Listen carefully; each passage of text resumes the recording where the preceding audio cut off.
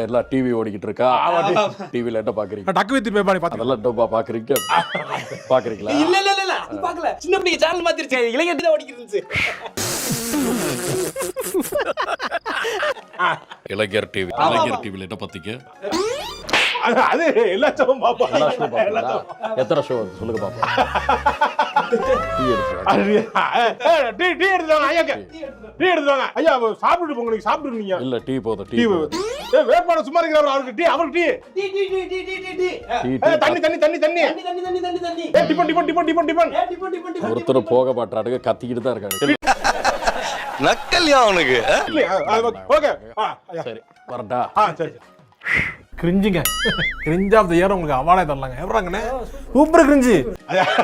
ஒரு இடத்துல நல்லா இருந்தது, அது எல்லா இடத்துலயும் நல்லா இல்லன்னு சொல்ல வரீங்களா? நல்லா இருக்கு. எவன் சொன்னா இவன் தான் சொன்னா. போடா அந்த பக்கம். நல்லா இருக்கு.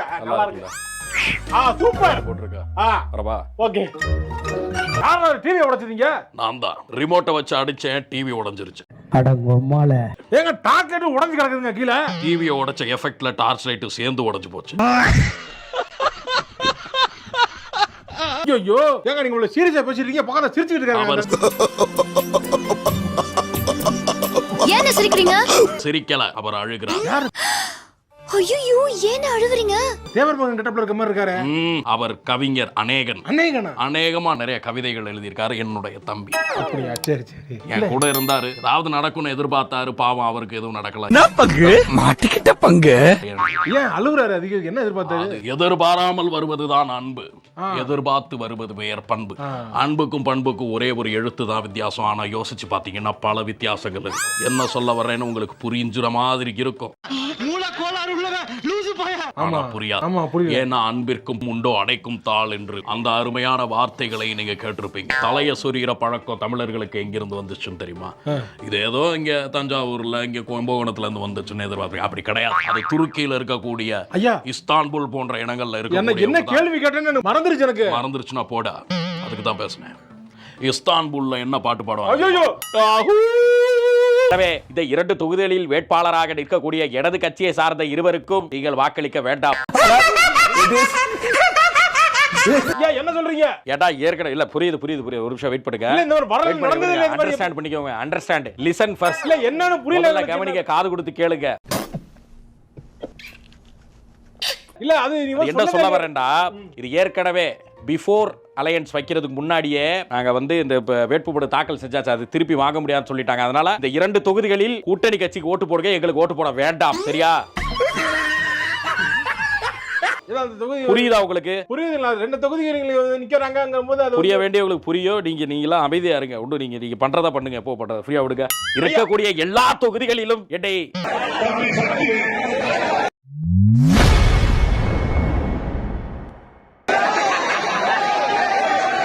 நமது கட்சியை வெற்றி கட்சியாக மாற்றுவது. என்ன வேணும் தம்பி? இறங்கு, கீழே இறங்குப்பா. கீழே இறங்கு தம்பிங்களா. கீழே இறங்குங்க. போட்டோ எடுத்துறியா? கீழே இறங்கு.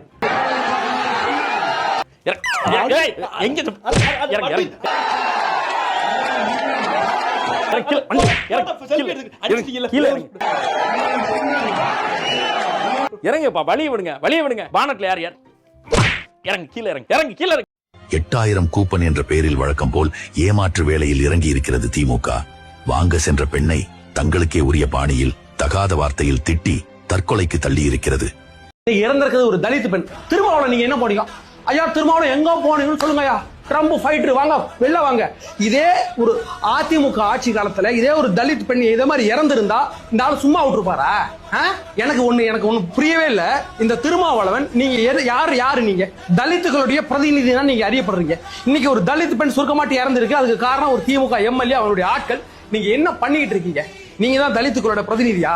அந்த தலித்துகளை கொண்டு வச்சு வியாபாரம் பார்த்துட்டு இருக்கிற நீங்களா என்ன மனுஷன்? எனக்கு புரியல. எப்ப பார்த்தாலும் தலித் பிரதிநிதி, தலித்துக்குன்னா நான் தான் நிப்பேன். காரி கிரீட்டி அவனுக்கு மூஞ்சிரத்துக்கு போட போறாயா? பார்த்து இருந்துக்கையா திருமாவளவன். நீங்க தான் சொல்றேன். ராஜபக்ச கொண்ட கை கொடுத்தீங்களா?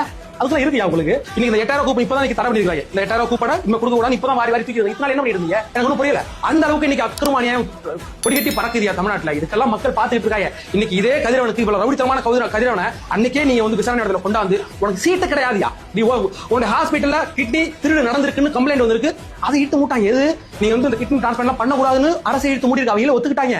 ஆனா சீட்டு கொடுத்துருக்காங்க. அப்ப ஏதோ லாக் ஆயிருக்காப்ல, ஸ்டாலின் லாக் ஆயிருக்காப்ல. இது என்ன விசாரிக்கணும்? ஏன்னா இப்படிப்பட்ட திருடுங்களா நான் வந்து சீட்டு கொடுப்பேன் அப்படின்னா ஏதோ மேட் இருக்குன்னு வச்சுங்களேன். 8+8 உதயசூரனுக்கு தாங்கள் ஓட்டு என முடிவு எடுத்துட்டாங்க. 8+8 16 மூதேவி அப்படி யாரோ கமெண்ட்ல சொல்லியிருந்தான் பிரதர்.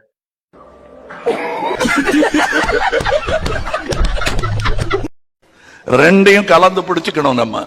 அதுதான் சென்ட்ரிசம். அதாவது கொள்கைக்காக மக்கள் நலன் கொஞ்சம் கெட்டாலும் பரவாயில்ல, ஆனா நாம லெப்ட்ல இருந்து நடுவுக்கு வந்துடக்கூடாதுன்னு நினைக்கிறது தவறுன்னு நினைக்கிறது தான் சென்ட்ரிசம். மக்கள் நலன் என்பதுதான் முக்கியமாக இருக்கும் பொழுது லெப்ட் ரைட் எது நல்லதோ அதை செய்யக்கூடிய ஒரு விதமான நடுவு நிலைமை மனதிற்கு வரும். அதான் சென்ட்ரிசம், நடுவு நிலைமை. 2000 வருஷத்து சொல்லுங்க. அது இங்க இருக்கக்கூடிய மகளிரை நான் கேட்கிறேன், உங்க அண்ணன் இந்த ஸ்டாலின், உங்க அண்ணன் இந்த ஸ்டாலின் கொடுக்க போற கூப்பன் எவ்வளவு?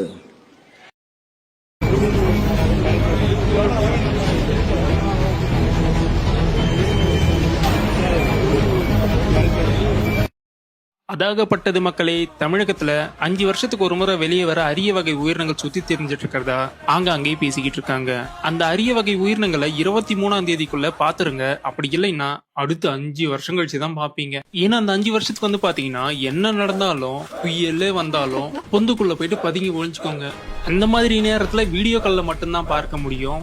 மக்கள் கண்ணுக்கு அந்த அரிய வகை உயிரினங்கள் தென்படாது. ஏன்னா சினிமா ஷூட் நடத்துவாங்க. அது மட்டும் இல்ல, அடுத்த 5 வருஷம் கொள்ளை அடிக்கும், கொலை பண்ணும், கற்பழிப்புக்கு துணை போகும். ஊர்ல நடக்கிற மொத்த அக்கிரமமும் இந்த அரிய வகை உயிரினங்கள் தான் பண்ணும். ஏன்னா அதுங்களுக்கு தண்டிக்க தகுந்த சட்டமே நம்ம ஊர்ல கிடையாதுங்க. ஏன்னா உன்னை நான் காப்பாத்துறேன், என்ன நீ காப்பாத்துன்ட்டு அந்த அரிய வகை உயிரினங்கள் ஒண்ணுக்கு ஒண்ணு கையை கொடுத்து கொள்ளையடிச்சதுல பங்கு போட்டு ஜாலியா சுத்தி தெரிஞ்சிட்டு இருக்கோங்க.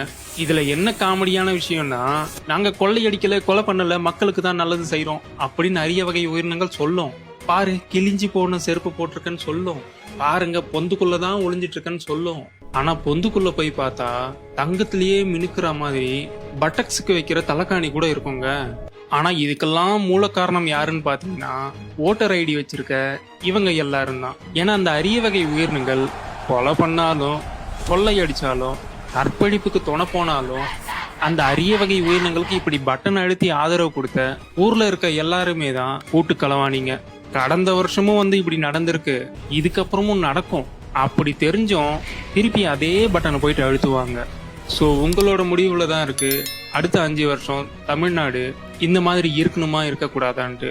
இப்ப மக்கள் என்ன கொடுத்தாலும் இந்த அரிய வகை உயிரினங்கள் அது என்னன்னு கூட கேட்காம நல்ல 4 பேர்கிட்ட வாங்கி குடிக்குங்க. ஆனா அதுக்கப்புறம் வந்து பாத்தீங்கன்னா மக்கள் இலவசத்துக்கு வாங்கி குடிக்க பின்னாடியே ஓடுவாங்க. அதுதான் நம்ம ஊர் நிலைமை. இங்க ஆண்டுட்டு இருந்தவனும் நல்லவனா கெட்டவனான்னு கிடையாது, ஆள போறவனும் நல்லவனா கெட்டவனான்னு கிடையாது. ஏன்னா அவங்கள கட்டுப்படுத்த சரியான சட்டம் கிடையாது. ஏன்னா சட்டமே எங்க சட்டை பாக்கெட்டுக்குள்ளதாண்டா இருக்குன்ற மாதிரி அந்த அரிய வகை உயிரினங்கள் சட்டை போடாம சுத்திட்டு இருக்கும் போதெல்லாம் சொல்லும். இதை நான் யாருக்கு ஆதரவாகவும் சொல்லல, யாருக்கு எதிராகவும் வந்து சொல்லல, ஒட்டுமொத்த அரிய வகை உயிரினங்களை தான் நான் குறிப்பிட்டு சொல்றேன். ஏன்னா அழிவுக்கு கொண்டு போவாங்கன்னு தெரிஞ்சு அதுக்கு துணை போற மக்களை சொல்லி என்ன பிரயோஜனம்? திருந்த மாட்டானுங்க.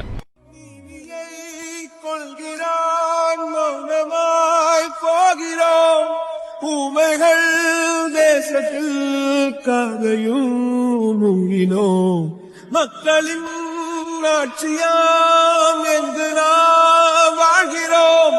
போர்களை தாண்டித்தான் சோற்றையே காண்கிறோம்.